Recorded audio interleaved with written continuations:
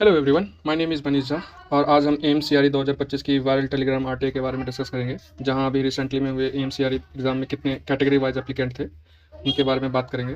Disclaimer ये है कि मुझे नहीं पता कि आरटीए कितनी जेन्युइन है और किसने लगाया है, बट टेलीग्राम पे ये शेयर बहुत हो रहा है और बहुत वायरल हो रहा है अभी ये। तो बाकी ये देखने में इसके जो डाटा है वो ऑथेंटिक इसलिए लग रहे हैं मुझे, क्योंकि लास्ट ईयर जो लास्ट एग्ज़ाम जो हुए हैं वो फरवरी वाला, तो इसी के आसपास इसके टोटल एप्लीकेंट थे। सो मुझे थोड़ा सा जेन्युइन लग रहा है। बाकी हम इसके ऊपर अगर डिस्कस करें तो ये आरटीआई जो पोस्ट कोड 16 और 3 के लिए लगाया गया है। और तो हम इसमें अपने काम की जो चीज़ है वो देख लेते हैं। फॉर पोस्ट कोड 3 आप देख सकते हैं कि जो टोटल फॉर्म 25,900 पड़े हैं, जिसमें यूआर की जो है 6,664, ईडब्ल्यूएस 2,304, ओबीसी 9,451, एससी 5,425, एसटी 2,057। ठीक है, टोटल इतने फॉर्म जो रिसीव्ड हुए हैं। अगर हम अटेंडेंस की लास्ट ईयर एग्ज़ाम की जो अटेंडेंस रही है उसकी बात करें तो वो मोस्टली 80 to 85% के आसपास ही रही है।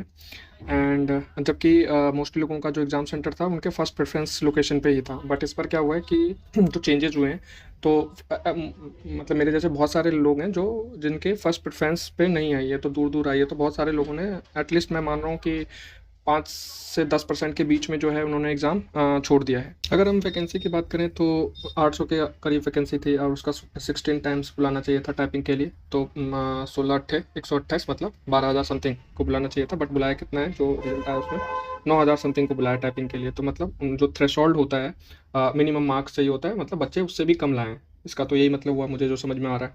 और कहते हैं बहुत सारे बच्चे टाइपिंग भी देने नहीं आए। N number of reason, NTPC का एग्जाम था, दूर से जो आ रहे थे। 13 को एग्जाम था, 10 को ये डीएसएसबी का 10 को एग्जाम था। तो बहुत सारे, मतलब मान लो कि 500 से 700 बच्चे एक्स्ट्रा नहीं आए। और ये कौन से बच्चे हैं? अगर जो एनटीपीसी का मेंस लिख रहा है, सीबीटी 2 लिख रहा है, तो ऑब्वियस सी बात है कि वो अच्छा है, वो मतलब उसकी तैयारी सही है। तो वो लोग हैं जिन्होंने मार्क्स किए, अचीव किए होंगे, अच्छे किए होंगे। सो हाँ, मतलब मोटा मोटी ये मान लो कि 8,000 से 8,500 के आसपास बच्चे होंगे जिन्होंने टाइपिंग दिया होगा, मुझे ऐसा लग रहा है। तो ऑब्वियस सी बात है कि अगर ये सब डाटा को देखा तो ऑब्वियसली कि कट ऑफ जो है कि कम होगी, मतलब बहुत ज़्यादा तो कम नहीं होगी। और क्वेश्चन का जो लेवल था वो भी, मतलब 7 से 8 क्वेश्चन लास्ट टाइम के मुकाबले अच्छे थे। वो डायरेक्ट अगर 8 क्वेश्चन 800 के 32 या 7 भी मान लो 700 के 28, तो वही 300 के आसपास वो आता है। और ये सारे सर्कमस्टेंसेस के हिसाब से मुझे ऐसा लगता है कि 290 प्लस जो है वो अच्छे अच्छे माने जाएंगे। हो सकता है, चांसेस हाई हैं। बाकी लेट्स सी क्या रहता है। सो आपके क्या थॉट हैं इस पे? Feel free to comment below and thank you so much. Please do subscribe and support. Target करते हैं 500 सब्स का। लेट्स सी कब तक होता है। सो या